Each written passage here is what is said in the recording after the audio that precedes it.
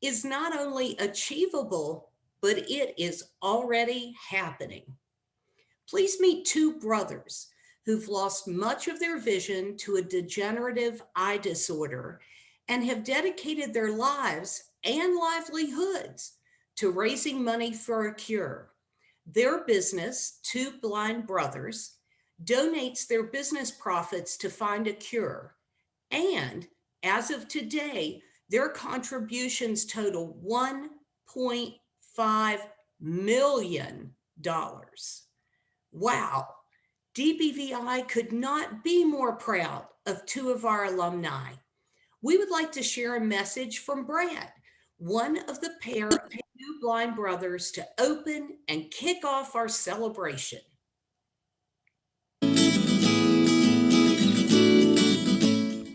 We are two blind brothers. Brian and I have an eye condition called Stargardt's disease. An eye disease that causes blindness over time. We lose our center vision and we keep a lot of our periphery. The only thing that is predictable is that it gets a little worse over time. Visual impairment never was going to be an excuse in our lives, that it was never going to dictate our lives. Last year, they launched a clothing line where 100% of the profits goes towards finding a cure. When you lose a sense like your eyesight, you start getting more information from some of your other senses. When I think of fashion, I think of line, style, color. What am I missing? Touch. As soon as you put this shirt on, you can understand the love and passion that went into this project.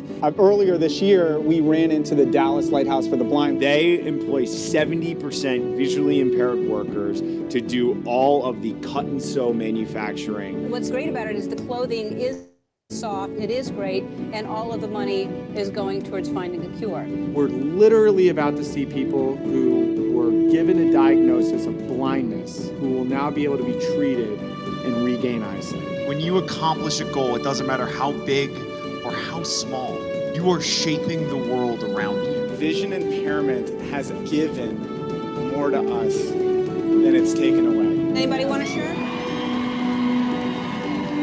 Your greatest challenge is your greatest gift.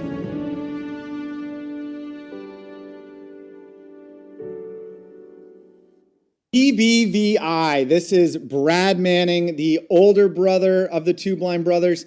Some say smarter, some say better looking.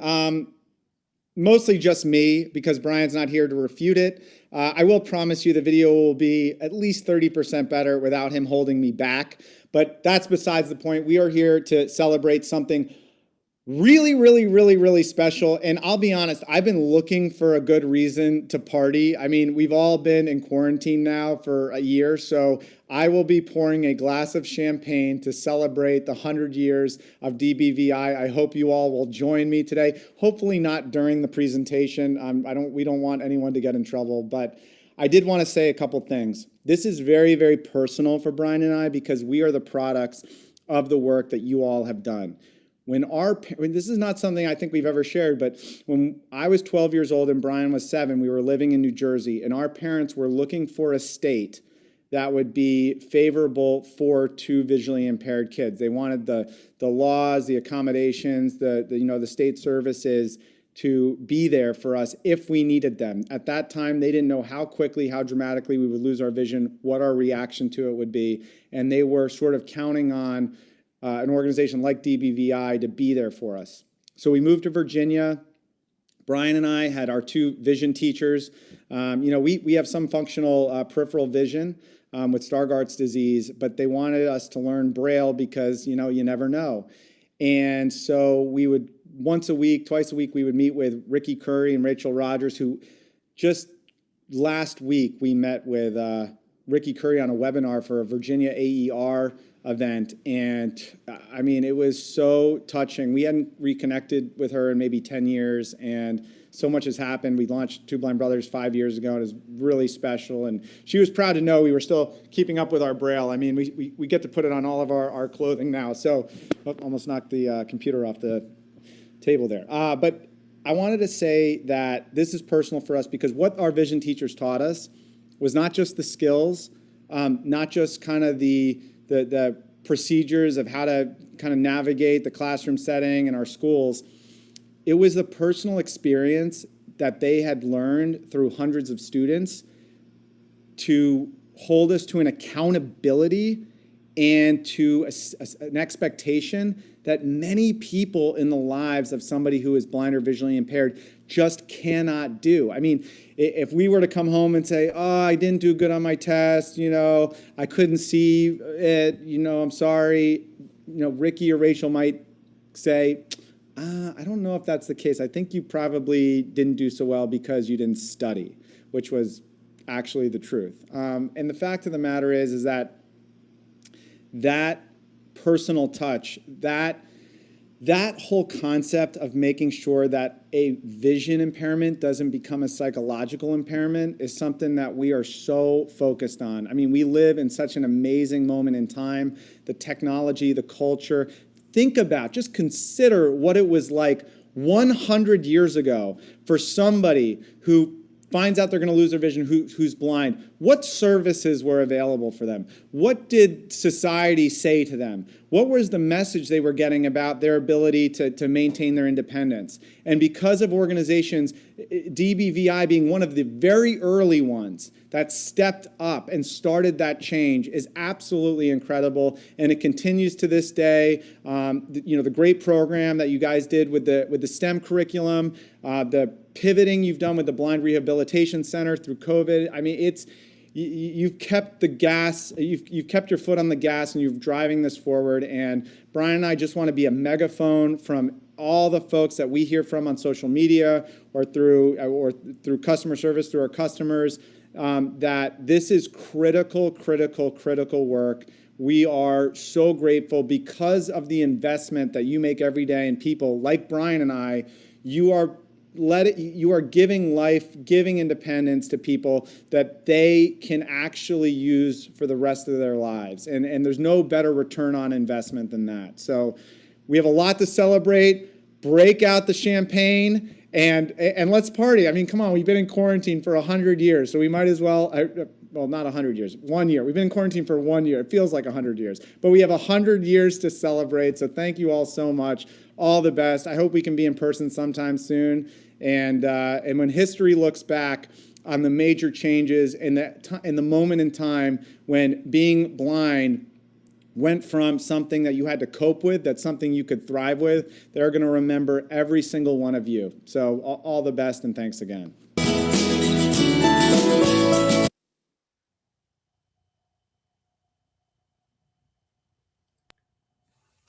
What an inspiring story of grit, determination, character, and paying it forward. Thank you, Two Blind Brothers, for making lives better. Inspiration such as you just heard from Two Blind Brothers comes in many forms. Leadership guru John Maxwell says, a leader is one who knows the way, goes the way, and shows the way. It's my pleasure to introduce you to our DBVI leader, who embodies excellence and inspires us daily by showing the way. I'm turning it over now to Commissioner Raymond Hopkins. Everyone, put your hands in the air to welcome Commissioner Raymond Hopkins. Well, Tish, thank you very much. I appreciate that special introduction, and what an amazing video. Thanks to the Manning brothers for lending their time and talents to this commencement of our celebration. And you talk about leadership, and of course we all know about these tough and tumultuous times, and we have to rely on our leaders to help us through. And we are fortunate in Virginia to have as our chief executive a person who has acquired leadership skills as an Army officer, as an elected official, part of our General Assembly, Lieutenant Governor, a pediatric neurologist, and just a person who cares about Virginians.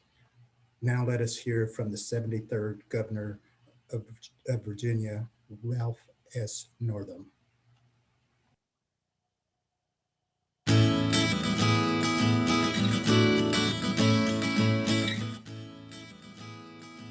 Hi, I'm Governor Ralph Northam, and I'm pleased to join the Department for the Blind and Vision Impaired to help kick off your centennial year.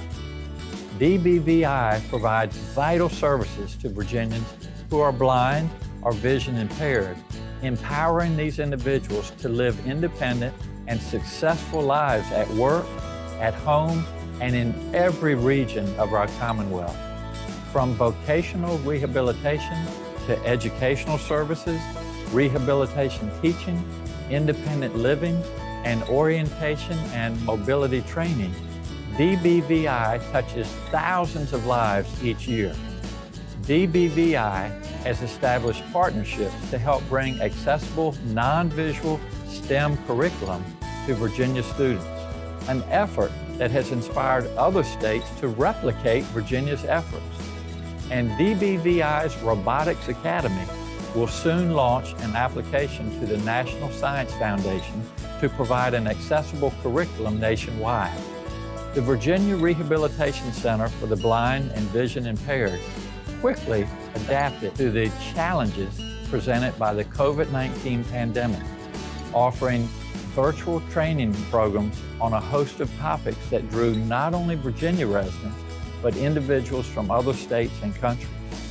This innovative approach has helped blind, low vision, and deaf blind individuals and their families stay engaged and learning throughout the past year. I want to extend my deepest congratulations to DBVI on 100 years of breaking down barriers, expanding opportunities, and promoting inclusion. As you embark upon another century of service, I look forward to working with you to make independence and community integration a reality for all Virginians who are blind, vision impaired, or deafblind. Thank you.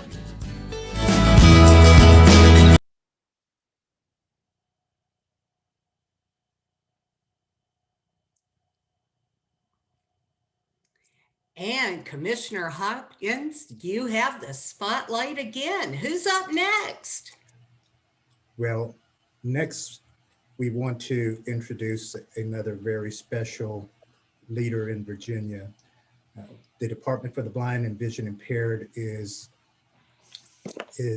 fortunate to be within the Health and Human Resources Secretariat. And in these times, again, we have the good fortune of being led by a caring and charismatic leader. And I'm sure as a cardiologist and director of medical services for a healthcare system, he probably did not anticipate all that he was getting into when he stepped into his role. But we are fortunate to have leading us at this time and a supporter of this agency and the Virginians who are blind and vision impaired. Please welcome Secretary of Health and Human Resources, Dr. Daniel Carey. Well, thank you so much, Commissioner Hopkins, for sharing that great introduction, and an honor it is to be introduced by you and to follow the governor. And I will just make a comment. One of the great joys I've had in this role is getting outside of my usual experience in human services and in the care of those with disabilities and great capabilities. And Commissioner Hopkins, you've been a mentor to me on this journey.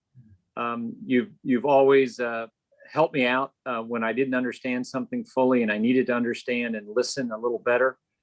And I can also say that the graduation of your classes provided by DBVI has been the highlight of my tenure, to see the great impact of the training programs from the agency and the great impact it has on young people, on people from all ages when vision impairment and may become manifest.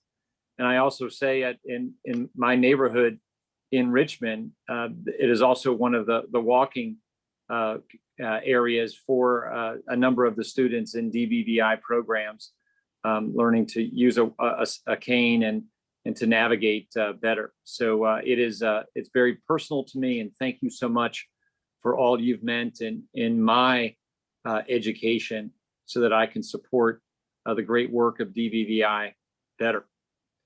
So I hope, thank you so much for inviting me to be part of this 100 years celebration. And I hope next time that we'll be able to be in person. Again, what an achievement. This is the 100th year of DBVI providing services and resources to empower Virginians that are blind, vision impaired, and deafblind. Through a host of services, DBVI focuses on the individual and his or her personal and professional goals to allow them to achieve their desired level of employment, education, and personal independence. Throughout a century of providing services, DBVI has adapted its service delivery methods to a host of circumstances. For example, during the COVID pandemic that we're still in, DBVI has shifted all training and services to an online delivery method. The Virginia Rehabilitation Center for the Blind and Vision Impaired quickly adapted to the virtual world, offering virtual training programs on a host of topics that drew not only Virginians, but individuals from other states and other countries. Their innovative approach has kept blind, low vision, and deafblind individuals and their families engaged in learning throughout the past year. DBVI created a partnership with cyber.org 5 years ago to bring accessible, non-visual STEM curriculum to our students, beginning a movement that now has momentum with other states replicating Virginia's efforts. And the governor mentioned them, and indeed, they're noteworthy for us all. DBVI's Robotics Academy has now evolved into Leap into Linux, a new program that will kick off an application to the National Science Foundation to provide an accessible curriculum nationwide. And what about the next 100 years? The way ahead for Virginia means inclusion and opportunity for all Virginians, including individuals with disabilities. It is estimated that roughly 1 in 10 Virginians has a disability. As the economy of the Commonwealth continues to grow and diversify, the need for qualified workers also increases. Individuals with disabilities are an underused resource to help address the gap in qualified workers. We need to ensure individuals with disabilities have access to employment and employment supports. We also need to ensure that we are adequately resourcing services. The services provided by DBVI are a key component to supporting community integration and independence for blind, low vision, and deafblind individuals. It is my belief that all Virginians, including those that DBVI serves, have a right to enjoy the benefits of choice in society and the freedoms of everyday life. Disability rights are civil rights, and that includes the right to be employed in a real job, the right to live in a community, the right to appropriate educational services, the right to participate in faith communities, etc. We will continue to work with Virginians that are blind, vision impaired, and deafblind, and their families to identify needs and help develop policies, programs, and services that will meet those needs in a manner that respects dignity and independence. Thank you again for allowing me to participate in this wonderful commemoration and celebration. And here's to another 100 years. Thank you so very much for showing the way. Thank you, Secretary Kerry. DBVI appreciates you. Next, I would like to share with you a greeting from Senator Mark Warner. wishing DBVI a happy 100th.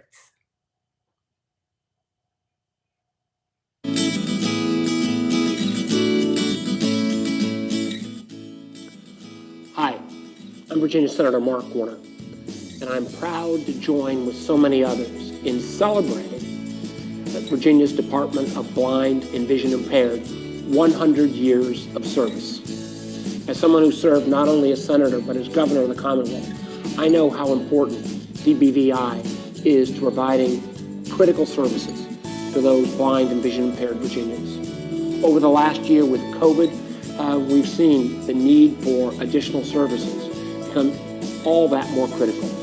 Once again, DBVI has been there to help those fellow Virginians who are blind and vision impaired. So happy birthday for 100 years of service and to better days ahead for all of us.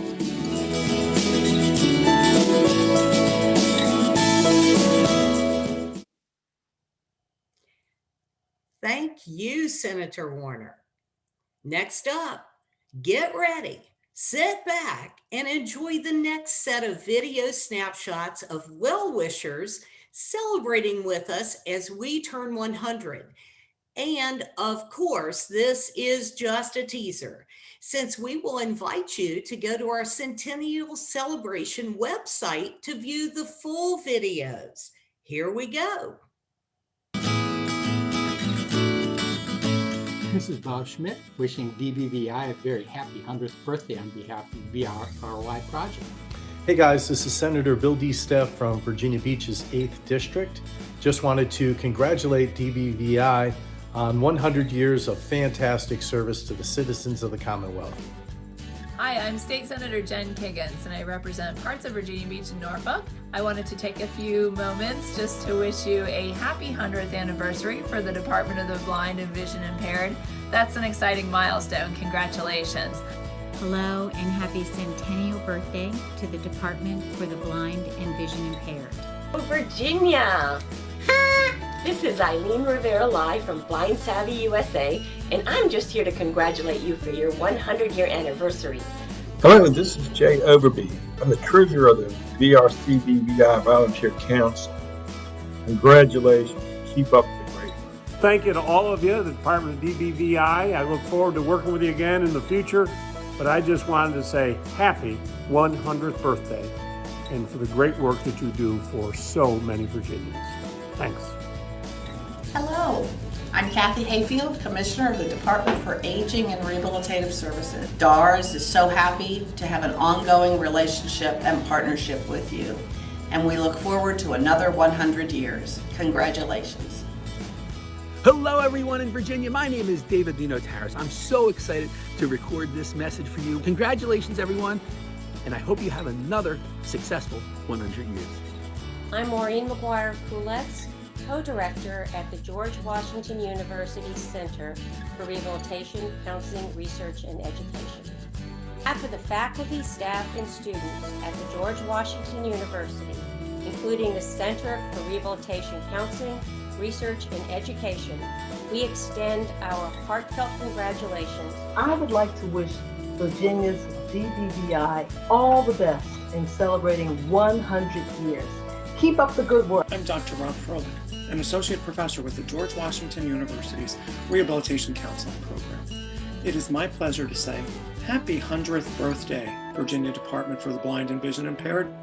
My name is Jed Deaver. Happy 100th anniversary, DBVI. Greetings, my name is Mary Catherine Raymond, and I am the Senior Program Manager at the University of Richmond's School of Professional and Continuing Studies. Best wishes to you all and a very happy 100th birthday. Those were great happy birthday wishes. We even had balloons and noisemakers. Having so many friends help us celebrate our past and applaud our present empowers us to look ahead to the future. At the end of our kickoff party today, we invite you to access our Centennial website to see the videos in their entirety. We are thrilled to have so many special guests with us today to celebrate our centennial. Special thanks go out to Chief of Staff Clark Mercer, Delegate Amanda Batten, Delegate Carrie Coiner, Delegate Carrie Delaney, Delegate Elizabeth Guzman, Delegate Patrick Hope, Delegate Mark Keene, Delegate Munden King, Delegate Shelley Simons, Delegate Kathy Tran, Delegate Bill Wiley, Delegate Betsy Carr, Senator Bill DeSteff, Senator Adam Eben, Assistant Secretary Katie Finley, Department of Medical Assistance Services, Director Karen Kimsey, Office of Children's Services Director Scott Reiner, Department for Aging and Rehabilitative Services Commissioner Kathy Hayfield, Department for the Deaf and Hard of Hearing Director Eric Raff, State Rehabilitation Council for the Blind Chairwoman Christine Appert, past Commissioner of DBVI Joe Bowman, past Deputy Commissioner Jim Taylor, community partners Tracy Sofrenko from the National Federation for the Blind and John Felton from Virginia Voice. Thanks for taking the time out of your busy schedule to prioritize being with us. At this time, I'd like to turn the mic once again over to our very own Commissioner Hopkins. Let's take it away, Commissioner Hopkins. Well, again, thank you, Tish, and thank you for all of you for joining us this afternoon. Again, thanks to Governor Northam and Secretary Kerry for lending remarks to the celebration. We appreciate all of the elected officials who have sent us congratulatory messages and who have joined us today. I thank my peers, those agency heads of other Virginia agencies, especially those in health and human resources, and my colleagues in the disability services agencies. And of course, the staff of the department, our stakeholders, the people we serve, and the rest of our community. So at the beginning of this celebration, it was mentioned to you that our theme is about celebrating the past and empowering the future. So I do want to take a few minutes and put this in context, because we certainly want to commemorate the efforts that have gotten us here today and the contributions of many Virginians who have assisted the Department for the Blind and Vision Impaired in its efforts to give those who are blind, low vision, and deafblind the opportunities to achieve their goals. And Brad Manning alluded to what it must have been like 100 years ago. And indeed, when we talked about the time frame in which this agency was established, we're looking at a time when there were very few services for people with disabilities, particularly those who are blind. There was the School for the Deaf and Blind in Stanton that served Virginians who were blind and who were white. There was a similar school in the Hampton Roads area that served Virginia citizens with vision disabilities who were African American or of other ethnic groups. Once someone graduated from those schools, however, there were very few services to help them adjust to their blindness or to acquire vocational skills. There were, even at that time, no social programs that actually gave a hand. People who were blind or had vision disabilities were dependent upon their families and friends for assistance and largesse. So I can only imagine what it was like for L.L. Watts and a few of his friends, mostly those associated with the Virginia Association of Workers for the Blind, to actually have an audacious dream that there would be an agency formed to provide services to people who had vision impairments in the Commonwealth. They actually did press this, and in March of 1922, the General Assembly did pass legislation establishing what was then the Virginia Commission for the Blind. And to describe what was going on at the time, think about it. In 1922, Babe Ruth signed a contract with the New York Yankees to play for 3 years at the ridiculous sum of $52,000 a year. That year, there was a major airship tragedy in Hampton, costing the lives of 34 individuals. And probably most importantly, the United States Supreme Court upheld the 19th Amendment, giving American women the right to vote. So all of that was the backdrop. 2 years earlier, the U.S. Congress had passed the Vest-Smith Act, establishing vocational rehabilitation services for civilians for the first time. And that was a major milestone. Unfortunately, at the time, it was still believed that people who were blind could not competitively work. There were a few things that were set aside for people who were blind that they could do. So this agency, that Commission for the Blind and its 7 members, had to find a way of turning that dream into some sort of reality. The agency began in an office in Charlottesville. It was moved to Richmond in 1925. And ultimately, the Virginia Association of Workers for the Blind provided offices, a building that it had purchased at 3003 Parkwood, apparently a historical building.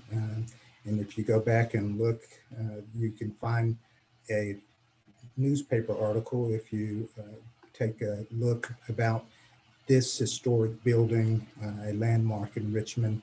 But anyway, the agency operated from that site for several decades. And from there, they sent out their few staff across the Commonwealth to try to deliver services.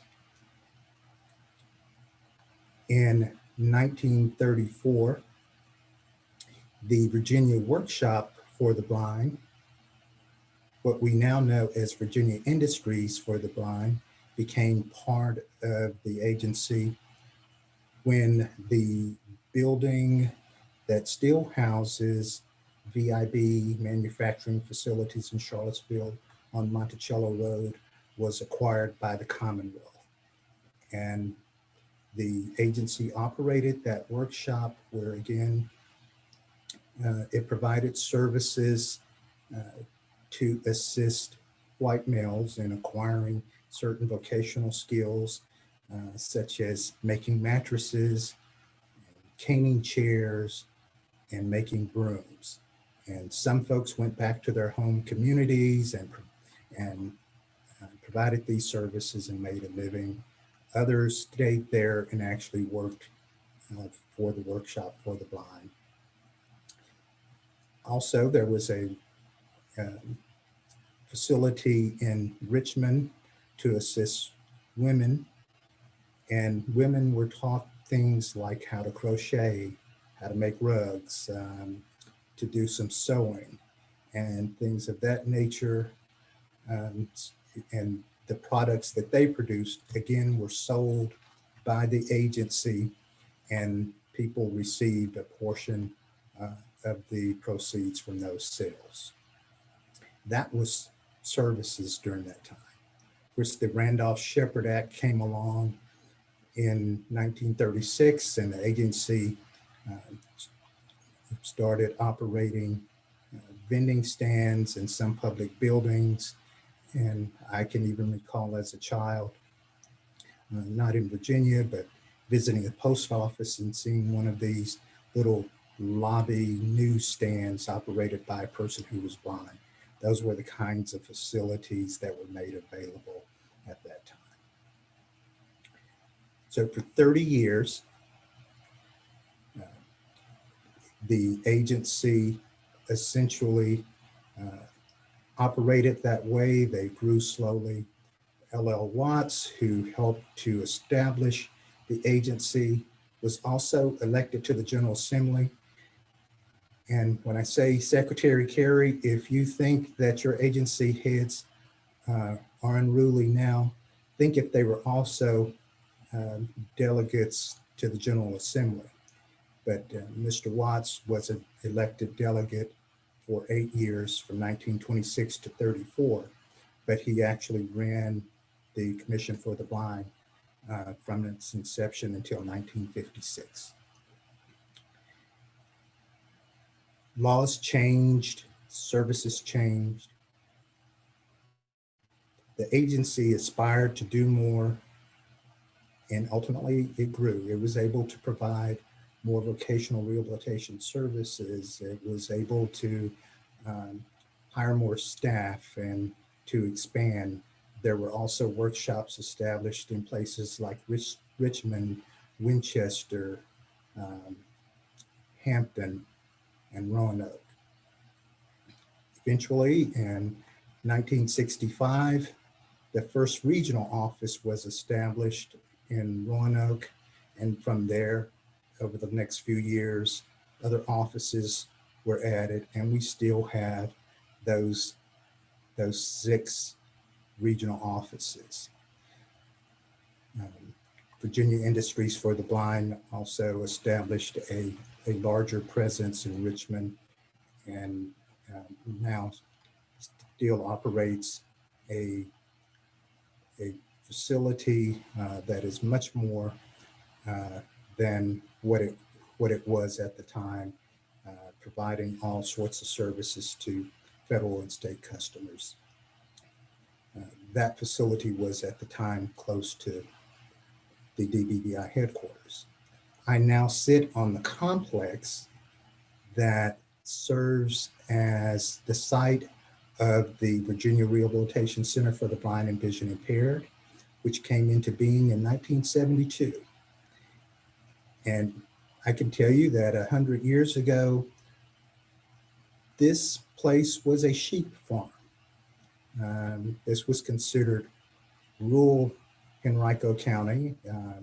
There were agricultural operations around, and the veterinarian who owned the sheep farm passed, and at some point his family made this land available to the Commonwealth, and a rehabilitation center for the blind was established here, and again opening in 1972. The central offices for the department were moved here in 1984. The Library and Resource Center, which is also on this property, came here in 1991. Now we have embarked on a great campaign to renovate all of those buildings, and I'm happy to say, with the support of the General Assembly, we have been able to now touch and upgrade and modernize all of the buildings that comprise this complex and the two buildings that make up Virginia Industries for the Blind. So the agency, as I said, aspired to make that dream a reality. It hit some rough times. There were issues around segregation and discrimination, and just how services were provided, issues that we talk about now in terms of diversity, equity, and inclusion. The agency had to wrestle with those. But through the years, it found ways of delivering services, both in the community and in a center-based setting. Now, and for the past few decades, we have provided services that help students to acquire the materials they need, Braille textbooks and other things, special equipment, so that they can be successful academically. We provide the training and skills that help people acquire the credentials so that they can go to work. We help people learn to live independently in their homes, to teach them to travel, to use assistive technology. We provide low vision services, given that 85% of people who are considered blind have some residual vision. We provide orientation and mobility training, both at our center and our residential, in our communities. We provide an array of services to help people to be successful. But one of the other things that you heard Mr. Manning mention that comes from getting the services from an agency like this is that we believe in people and we believe in expectations. We expect the best of our customers and ourselves. So that's how we've achieved whatever we have over the last century, by dreaming, aspiring, being resilient, and expecting the best of ourselves and those we serve. And what I'll leave you with is this. Whatever success we've had is because we've dared, we've dreamed, aspired, been resilient, we expect the best. That's also the formula for success for the people we serve individually. We encourage them to shake off the tyranny of low expectations. So we will keep doing that, and hopefully we will build on that foundation as we look forward to providing services for another century of service. And by the way, we can do math. We know that 1922 to 1921 is 99 years. So yes, we have completed 99 years of service, but we are in our 100th year and we intend to celebrate. To borrow from Prince, we're going to party like it's 1999, though it's 2021. And we're going to culminate in a big party with the help of our board and people like Bonnie Atwood, who is encouraging us to make sure that we celebrate. And we hope we will see you at one of the celebrations later in the year when we're able to get together in person. But mostly, we just want you to know, we are proud of those employees who came before, those leaders who came before, who shaped this agency, but mostly we're proud of the people who have received services from this agency and who have taken those services to heart and who have created the lives that they dream of.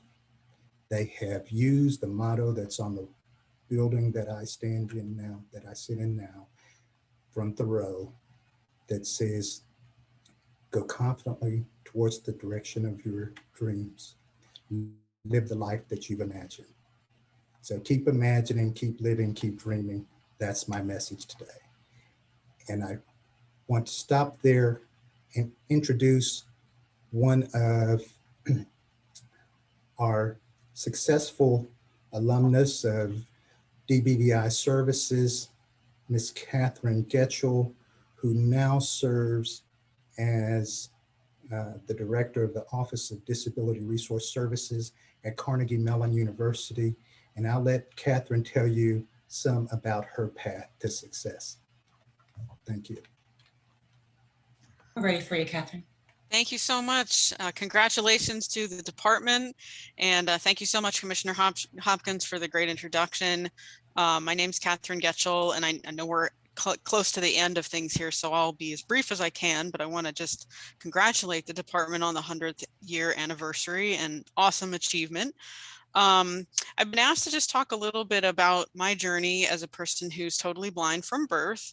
So I was a Virginian. I guess I still am technically a Virginian, although I've been living in Pennsylvania since 2002, but received services from the department from, I'm going to guess, but I could be wrong, around 1985 or so, until I graduated from college and moved to Pennsylvania. But wanted to just give you a little quick overview on my career. So I currently serve as director of the Office of Disability Resources at Carnegie Mellon. So we provide and coordinate accommodations for students with all kinds of disabilities, visual impairments certainly, and many, many other types of disabilities. Prior to that, I worked for about 12 and a half years for the Pennsylvania Office of Vocational Rehabilitation as a rehabilitation counselor and then district administrator. For 2 of those years, I worked for the Pittsburgh office, the Pittsburgh Bureau of Blindness and Visual Services district office as their district administrator. So I had a little bit of toe dipping into the blindness field directly, but most of my career has been focused on kind of more general rehabilitation, promoting employment, promoting equal access to education. And I actually got my start from when I was in college, doing some internships. I thought I might want to be a speech pathologist, and I did an internship after my freshman year and discovered pretty quickly that that's not actually what I wanted to do. But all throughout that whole time in college, I realized that getting some work experience was going to be really, really important for me in building that resume and building employers' confidence in hiring a totally blind person, which, let's be honest, there's still stigma out there. And so I felt like it was really important for me to work during college. I worked as a note taker for the college's Office of Disability Resources. I worked in the dish room, probably my most fun job ever, throwing dishes on the dish belt. So I got to turn my brain off for about 2 hours every shift. That was really, really a fun job. Did a couple of internships, and my last internship was in a brain injury services day program for rehabilitating individuals who had sustained acquired brain injuries. And that really led me into deciding that rehabilitation counseling was absolutely what I wanted to do. And I'm still in that field and very happily looking to stay in that field for a long, long time. And throughout that time, technology has been such a key element for me and for all blind and visually impaired individuals as they move through education and employment. Everything from actually the department purchased a Braille embosser that I took to college that I used to print out my notes, that I used to print out some pages from Spanish textbooks to take them to class so I could, do the follow along with the textbook, to, of course, the scanning software, which now exists on your iPhone. You can just take a picture of a document and read it right off the bat. But back then we had more the desktop scanner approach. Of course, Braille note takers, the Braille note taker I used that allowed me to print out my notes to the Office of Disability Resources at Yale, where I went to college. And they loved me as a note taker because I could provide typewritten notes that the students needing them could actually read. So they were always hiring me to take notes for one class or another. And then, of course, now with Braille displays being such a really more advanced piece of technology, and now I have a lot of students whose names boy, let's just say JAWS screen readers absolutely butcher these students' names, international names. So I absolutely rely on my Braille display to, among other things, hopefully pronounce the students' names correctly. Of course, mobile devices have just had such a huge impact on everything from reading documents to wayfinding to, I mean, any number of blindness specific applications, and of course, just general applications. I just cannot stress enough how much technology has been an impact, to the point where when in 2016 I interviewed for the position at Carnegie Mellon, where I currently am, the only technology I really needed, because everything was so good, I didn't need a reader, I didn't need a scribe or anything like that. I just needed them to purchase the license for the JAWS screen reader and the Braille display, and I was good to go. Had my Braille note taker already, which I had already received from a previous job. So it's just been such an advancement and promotion of independence in employment and in other aspects for those of us who are blind and visually impaired. And I just want to end on a really cool, optimistic note. So when I applied for the position at CMU, and I wanted to address the elephant in the room, because I knew they might have some questions about a blind person they had never met performing a job. So I actually in the interview said, you know, I'm happy to answer any questions that you might have about how I would do this job as a totally blind person. No one had any questions. And I was so amazed, because I thought, wow, how far have we come? And, you know, Virginia, how far have we come in 100 years, where we go from you're blind, you can't do a job, to you're blind, we assume you can do this job, and we're not even going to ask you any questions about it other than what accommodations might you need. So that was just so encouraging to me, and I'm so excited for current and future Virginians that are receiving services from the department and promoting their employment and education and independence. So Tish, I'll turn it back over to you as our awesome MC, but just thank you so much for the opportunity to speak to all of you. And again, congratulations so much on the 100th anniversary. Take care, everyone.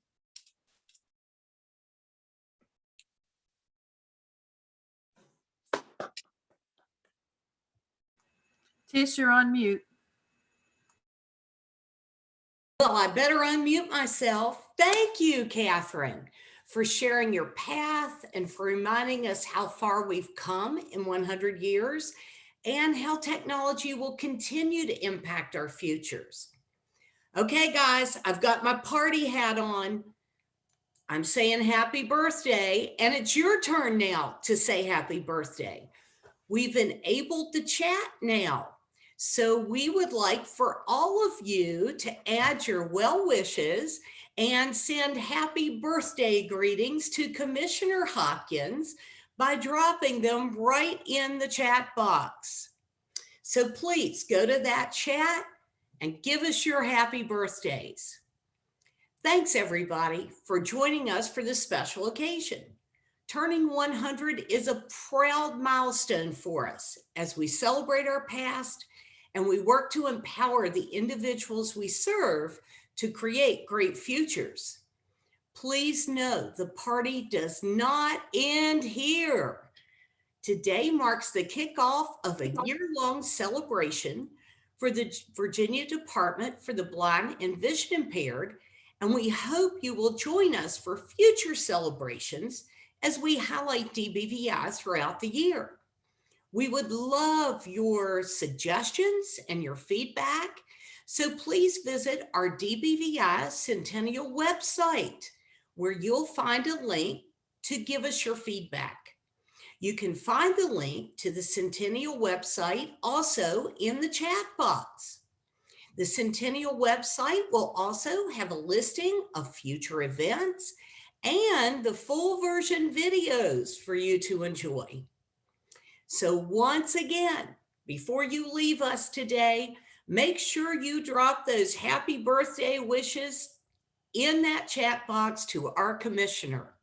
So I want to tell you, our next event is going to take place virtually on Wednesday, May 26th from 2 to 3.